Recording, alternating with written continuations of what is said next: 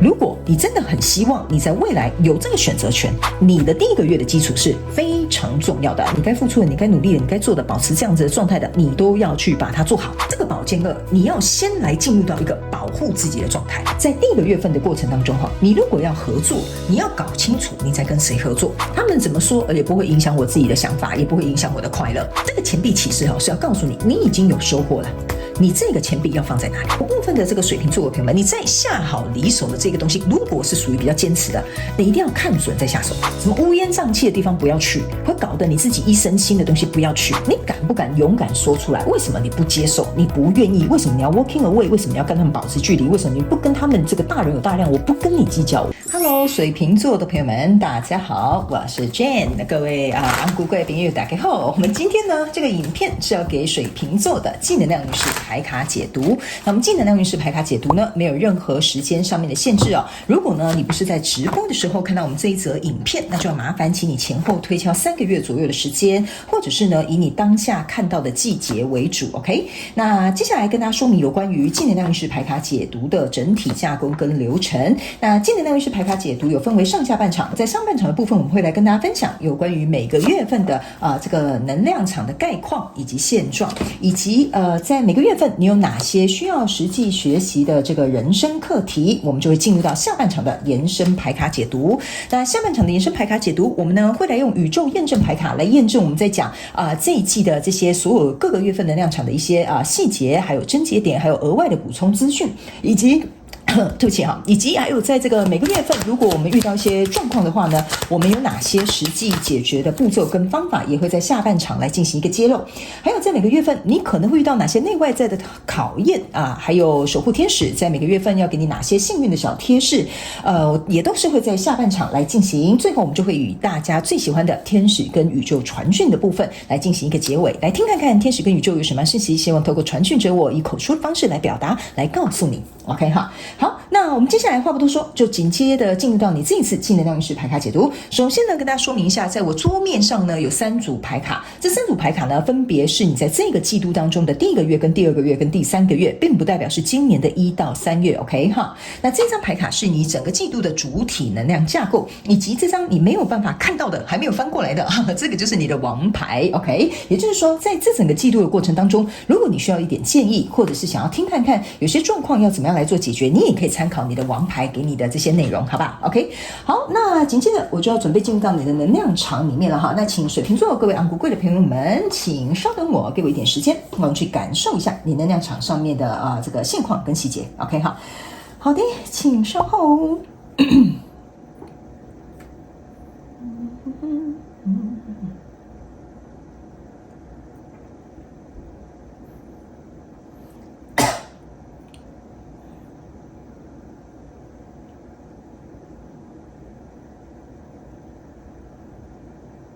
OK 好，我觉得昂古贵朋友哈，你在第3个月应该很明显会有人跟你示好哦。先偷偷跟你讲一个好消息，好不好 ？OK 哈，因为我刚刚为什么会停留比较久，就是我在想，因为什么那边会有突然好像冒出一个东西哈。好，来，我先跟你说明一下，这个月对不起哈，因为我刚刚有点喉咙不太舒服，就是这个月呢，我感觉你的这个怎么说呢？我要怎么讲哈？这个月你不要管一些太多外在的事情，在你自己的身上去投入，或者是专注在你想要做的事情里面，你会吸引一个就是会对你来讲是真心实意要来找你合作的人，或追求你的人，或者是理想中的工作，好吧？但是这个东西会来有一个前提是你有在你自己身上下功夫，这是你整个季度的能量场给我的一个感受，好不好？好，我们直接就来看一些内容。OK， 首先呢，在这个第1个月份的能量场当中，你抽到的是圣杯10，抽到的是钱币国王，抽到的是权杖骑士。OK， 这3张牌卡呢，在你第1个月份的能量场我个人会感觉你在第1个月份呢，给我有一种就是这种怡然自得的感觉，就是说，不管哈，我是说哈，不管你在工作上啦，或在感情上啦，或是在亲情上啦，或在友情上啦，都无所谓哈。不管发生什么样太大的事情呢，我觉得你都可以有一种很轻描淡写啦，或者是很淡然的这个感觉。然后呢，你自己也会找到事情做，然后也会去做一些让你自己非常开心、快乐、很有满足感的事情。这是在第一个月份的能量场给我的一个感受。这个宝剑不是宝剑，这个圣杯十呢，这边下面是圣杯九，手上拿着一个圣杯，就是说你不希望因为别人的什么来影响了你的快乐。所以我觉得你在第一个月这种姿态是很优雅的，然后很棒的，很有那种大女主的感觉或者是这种很有自信的这种男人的感觉。OK 你们真的搞这些狗屁倒灶的事情，我可以一笑置之因为没有人可以夺走我的快乐。OK， 这是你的姿态。那在这边呢，还有一个钱币国王，还有一个权杖骑士，这两张牌卡就是说你这个钱币国王是你拿着这个钱币，然后呢把手插在背后，就有点像想好，那我现阶段这个能量场我可能很满意我现在做这个事业可能蛮顺的感情也不错或者是比如说这个我要投资的项目也蛮表现很好这个钱币国王给我有一种感觉，就是你呢其实是有深思熟虑去分配你的资源，或者是去知道说这个友情该不该投入，或者是比如说这个项目我应不应该要做一点功课。就是我觉得你在生活的各个方方面面你是有那种很清楚的脑袋的，就是你会发现你这个月有一个很清楚的脑袋，甚至某部分极小众的这个水瓶座的朋友们你会甚至不知道突然哪来的就是这种动力觉得我应该要这样做，我应该要打扫家里，我应该要去报名什么补习班，我应该要去考什么证照，就是你突然很来劲就是你突然好像这个动能就是不知道为什么我觉得人生要振作一下也是会在这个第一个月份能量场会出现所以我觉得在你的这个内在的部分，还有在你实质的这个投资或成长的部分，你都有做到这一个状况之外呢，还有这个权杖骑士这个权杖骑士是拿一个权杖，手上叼着一个玫瑰花。 OK， 那这张牌卡给我的能量场有点像是说，正是因为这两个东西你都有具足，那你在具足的过程当中呢，你就会找到一个人生就是很莫名其妙的一个目标感动力然后热忱或者是想要去做的事情那这个事情不用是说什么要干一件大事小事也可以，好不好所以呢，这个东西呢会让你呢在第一个月份的，我觉得整体状况来说都是蛮不错的，我觉得我很欣赏。然后呢，这个玫瑰花有一点像是说你不仅可以在这个状况自己做得很好你还会手留余香，就是你会别人说水瓶座的朋友们，你最近好像很懂那个可不可以告诉我那怎么样没关系，我来帮你就是你很大方的会去分享，然后也愿意去给予，然后甚至愿意去帮助别人。所以我觉得你在一个自给自足的状态然后很丰盛很丰满的溢出来不好意思我这形容可能有点烂，就是这样子溢出来的这个状况你也不吝啬的会去让你身边的人也因为你而得利。 OK， 所以我才会说你在这个一季度过程当中要把很多重心放在你自己身上，你就像是那个很丰盛富足的人。 OK， 有些人你会在这个月突然才会转变这样的心态。 OK 那来到这个第二个月份，你抽到的是圣杯八，抽到的是隐士牌卡，抽到的是权杖六。 OK， 这三张牌卡在你第二个月份的能量场我个人会感觉就是因为我觉得这边是打好一个蛮不错的基础，然后你也有开始尝到一些甜头，就是别人给你的反馈啦，然后你看到的一些结果啦。那在这里呢，这个是一个权杖六，这个权杖六就是这个水瓶座的人在享受他丰盛的果实嘛然后他在享受的过程呢，我觉得你甚至有把一些可能以前我觉得羡慕你的嫉妒你的背后讲你小坏话的同事或者是想扯你后腿的等等那些人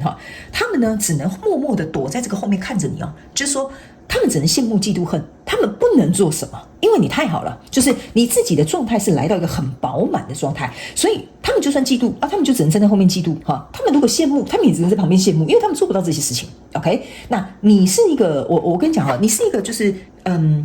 无视于他人的状况，在enjoy你自己所在这个过程当中去磨练经历出来的那个新的你自己，或者是更好的自己。所以在这样的状况当中呢，你在这边有一个圣杯八，那这个圣杯八呢，你可以注意看，这是有一个女生然后她这边是有一个很像灵魂一样飘出去，然后这边有一个像骷髅头的手。 OK， 我个人会感觉你在第二个月份，你会很明显感觉到你的能量场、你的心态、你的状态、你的整个人的这种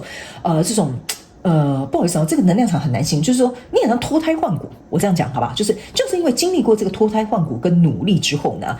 我觉得你在身上自己下功夫之后，这个圣杯八放在地板上，就是你投入很多了，你现在开始呢看着远方 ，OK 哈，在思考，我需不需要另外2个圣杯进入到我的世界当中？这个是你在那个时候的构想。OK， 可是我觉得这个是你在许下的愿望。某部分极小众的这个水瓶座的朋友们，你呢还有可能会因为许下这个愿望，就是你心里可能只是啪一下一个瞬间想说，我觉得这样不错哦，怎么样？但是呢，这个东西非常有趣的你可能会明定一个时间点，比如说我希望在3个礼拜之内遇到一个我喜欢的对象，比如说我希望在5个月之内我这个投资可以有10%的回报哈，就是你在这边是有一个实质的时间哈。某部分的水瓶座的朋友们是会这样的，然后这个东西是的确有可能会在你许下的愿望的时间点内到来。那这一张这个隐士牌卡呢，你可以注意看，这是一个女生她坐在这个树枝上面 ，OK 哈，然后这边有一个像是一面镜子，她好像在看她自己。我觉得呢，在第2个月份的过程当中呢，我觉得你为什么会有这个想法，就觉得说我需不需要去接受，比如说去加入更多新的项目，结交更多新的朋友，或者是比如说再去做一些不断的创新等等之类的。因为你有这个想法，你许下这个愿望，再加上你现在这阶段是蛮成功的，这个呢是有一点像说你在反思你自己，什么对你来讲在这个季度的过程当中是你想要的。所以这个隐士牌卡也是非常建议这个水瓶座的朋友们要花多一点时间呢，能够让自己除了在外面不管是应酬啦、交际啦等等，你要有自己一个私人的空间，回到这个地方去反思。因为这张牌卡会去引发你想要许下的愿望跟你想要的结果。OK， 而促使这个圣杯二来到你身旁，所以在未来这个能量场也就是我们要进入的第3个月呢，也就是这个圣杯国王跟钱币女王，还有这个钱币二 ，OK， 这个时候为什么会跟你说你在这边许的愿望第3个月要来了哈？你看这个是一个带着一个圣杯的人来找你哈，那你是这个姿态是个钱币女王，你的脑袋开始很清楚知道你自己想要的是什么。OK 好，为什么呢？因为你在这边灌溉的东西都是你在未来这个地方所拥有的。这个钱币国王跟钱币女王是指你先怎么种，对，你要得到什么，你就要先怎么栽。所以你在前面已经栽种过了，所以来到这边只是开花结果一个必然的现象。那因为你已经开花结果了，你已经很丰盛了，然后再加上我觉得某部分的这个水瓶座的朋友们，你可以特别注意一下你这个季度应该是蛮幸运的，因为我刚刚有说你这个骑士手上是有一个玫瑰花的，你手留余香帮助别人。你看现在所有的花朵都盛开在你的身上 ，OK， 所以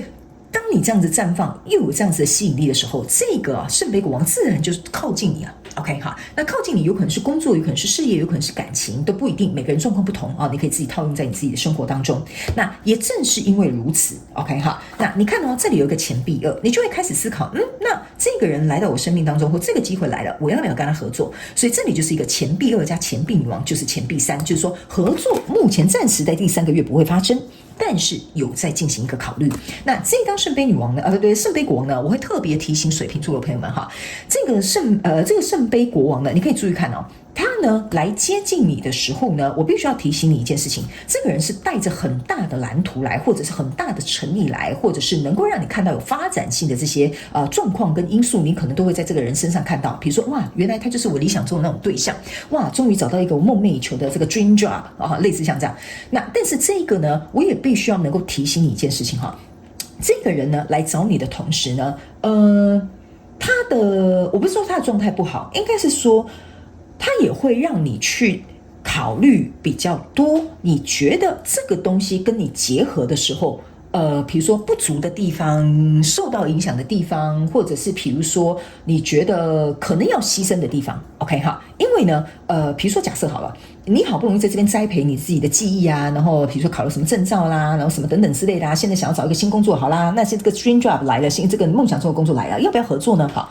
这个状况就是你要去思考这个梦想中的工作，有没有什么你没有想清楚的，或你觉得不妥的，或你觉得要牺牲的，或者是你觉得这边可能要短暂时间必须要能够忍耐的我就稍微都举例给你们听。这个是这个人带来的东西是很好的，但是相对的它有利有弊 OK 哈，所以这个是唯一一个我必须要提醒你的地方。那整个季度的过程当中呢，你抽到的这张牌卡是权杖侍者。权杖侍者象征的意思就是说，你要一步一脚印去做这个东西，你不可能一步登天。所以你为什么会花2个月的时间，然后为了等这个第3个月的东西到来，就是说某部分的这个水瓶座的朋友们，你这个东西哈，我觉得某部分极极小众，你大概已经栽培1到2年，就是为了等这个机会或等这个人。那大部分的这个水瓶座的朋友们，你在这边的这个蜕变跟改变，大概需要花1到2个月的时间，就是叫你一步一脚印，好好的去耕耘，然后呢，好好的去做你这个可能你想要达成目标，或者是譬如说你没有什么特别的目标，你就在你自己身上好好下功夫就好了。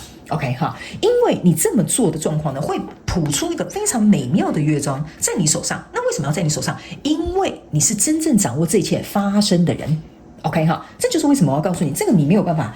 委托他人的哈，或者是假手他人的。OK 哈，好，那接下来我们来看一下。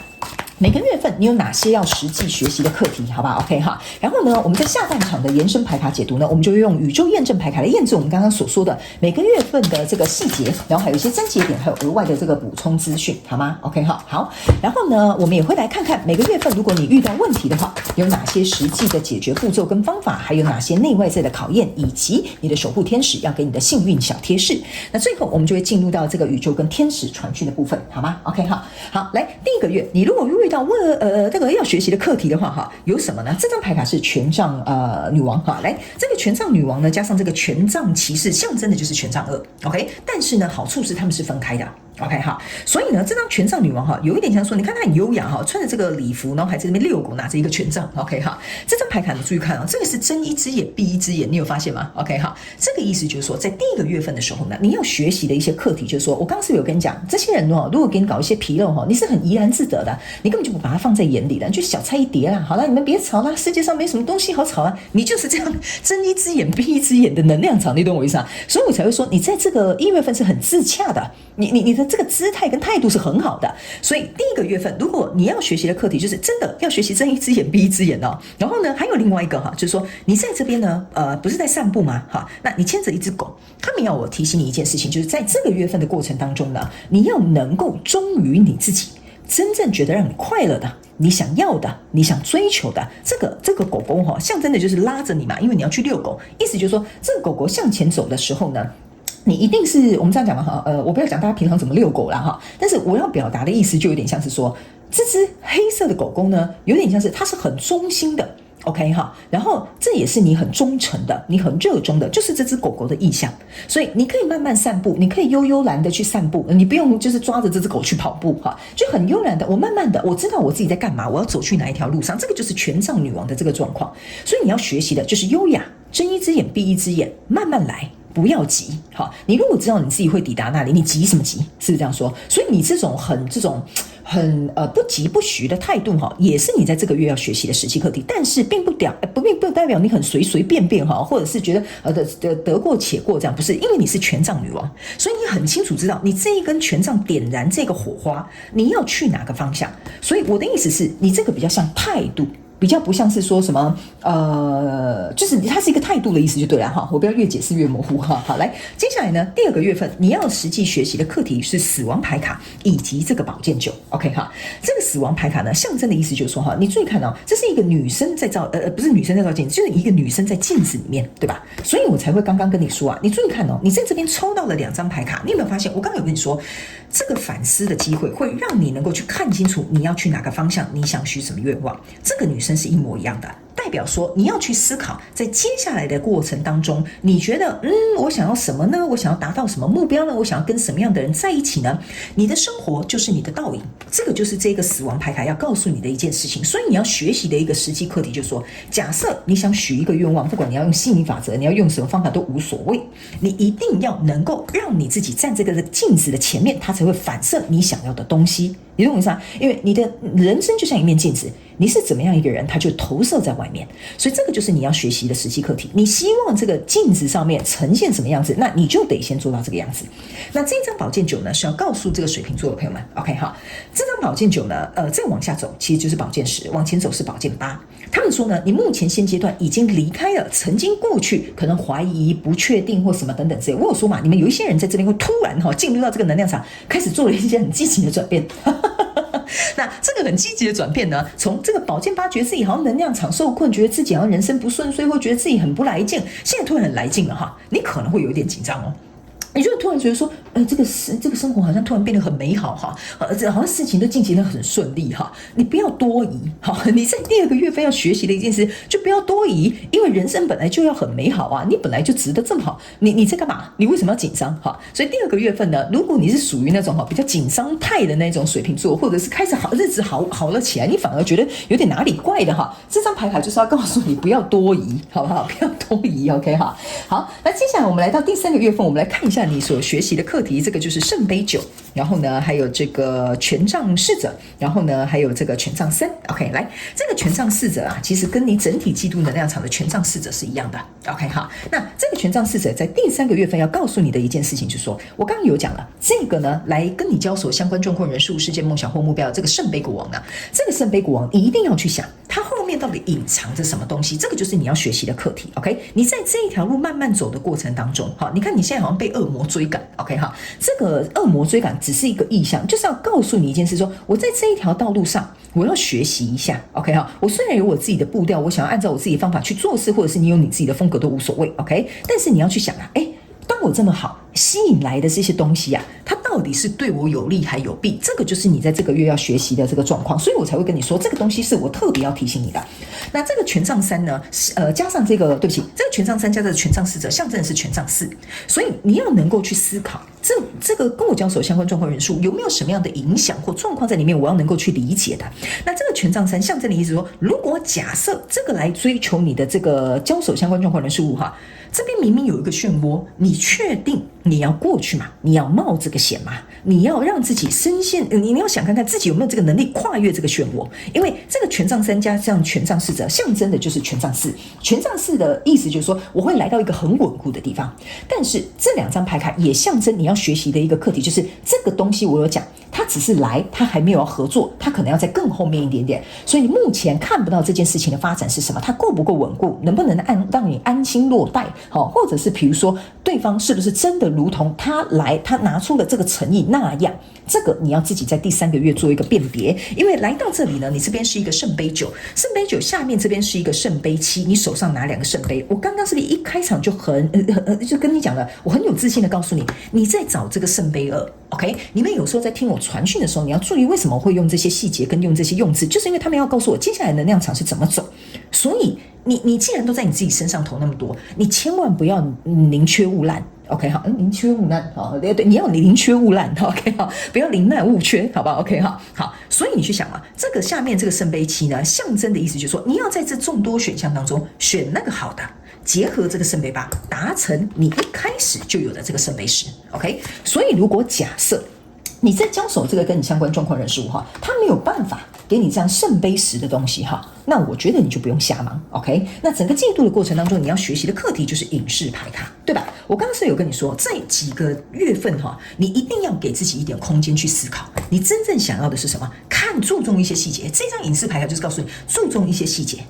你不要我这样解释给你听某部分的水瓶座的朋友，你很大辣辣，我们知道没有关系。但是有些时候人生的一些选择跟决定，它是的确取决于在细节，不然怎么会有一句话叫细节魔鬼藏在细节中呢 ？OK 好，所以你同时抽到2张隐士牌卡，就是要告诉你，你要把这个里里外外或者是利弊得失权衡利弊这些东西你要去搞清楚，这个就是你整个季度要学习的课题。OK 好，那最后我们来看一下你的王牌有什么话跟你说。如果在整个季度过程当中你需要一点建议的话，来参考你王牌的意见。你看这张牌卡就是国王这就是皇上皇帝，皇上这张牌出来就代表说你有能力去控制全局，所以你要选择 OK 比如说假设我在这边栽培我自己，什么东西对我有利我就去栽培，但是这个东西我要有热忱，我要有信心，我要喜欢才行。那我在这边要帮助别人，可以啊，帮助多少你可以来做一个决定。来到现阶段这个能量场，你要开始去思考了，如果我人生已经有这样的基础，我要找谁来分享，我要跟谁来合作，这个都是一个国王他在下这盘棋的时候，在运筹帷幄的时候他要去考量的事情。对吧？好，那你好不容易从这边走到这里了，你不要那边给我这边害怕哈，紧紧张张的，对不对？国王会紧张吗？国王我当然知道国王有偶尔心里会紧张嘛，比如说我外患的时候当然紧张，但是他要冷静沉着啊，是不是这样说？那他要怎么样能够去打赢这场仗？就跟这个镜子当中的女生是一样的，所以在整个嫉妒的过程当中，你要保持这种国王的心态跟姿态，然后还有你的这些谋略都要像国王一样。这个就是你在这个嫉妒的过程当中，你一定要能够保持这样的姿态。那来到未来这个状况，你去想啊，国王呢在打仗的时候呢，一定是会有兵，会有伤兵嘛，或者是比如说可能会损失一些大将嘛。但是呢，如果小的损失可以换来这个比如说这场战的胜利，那这个国王他要怎么样能够去区别割舍衡量，这个也是你整个嫉妒的过程当中你要特别注意的地方。还有国王也象征的意思是说，我是一个在上位者，OK 哈，你在上位者，那相对的，我不是说所有的人都要听你的哈，你好像很像小霸王这样哈，不是的，是指你要展现出你的姿态，让别人听见你的声音，让别人了解你的想法，让别人知道你的要求，这也是一个国王的一个姿态。对吧？哈，就像他早早所有的这个大臣要跟他汇报，对吧？你们要来跟我汇报，你要告诉我啊，你带来的这些东西是什么，我来评判，我来决定，但是不是那种阿爸型的哈，因为你是一个国王，所以我要跟你解释的意思就是说，你是有完全主控权的水瓶座的朋友们，所以当这个东西来的时候，你是可以做一个筛选的，你是可以做一个衡量的，好吗 ？OK 哈，好，那接下来我们就要进入到下半场的延伸牌卡解读啦。那下半场的延伸牌卡解读，我们就会来一一解释哈，和大家分享一下有没有哪些额外的细节跟症结点在每个月份会出现，然后呢，解决问题有哪些步骤跟方法，每个月可能遇到的内外在考验，以及你的幸运小贴士，还有这个宇宙跟天使传讯的部分，都会在下半场的延伸牌卡解读来跟大家分享以及进行这个揭露。所以欢迎你们一起加入到我们的延伸牌卡解读。延伸牌卡解读呢的这个连结呢，就在我们这个影片下方的资讯栏，大家就可以点进去一起来参加，好吗 ？OK 哈，好，那以上呢，这个就是我们上半场的净能量运势的这个概述了哈。那非常感谢水瓶座的朋友们来收看我的影片，也希望你会喜欢。那我们就下半场延伸牌卡解读见喽，拜拜。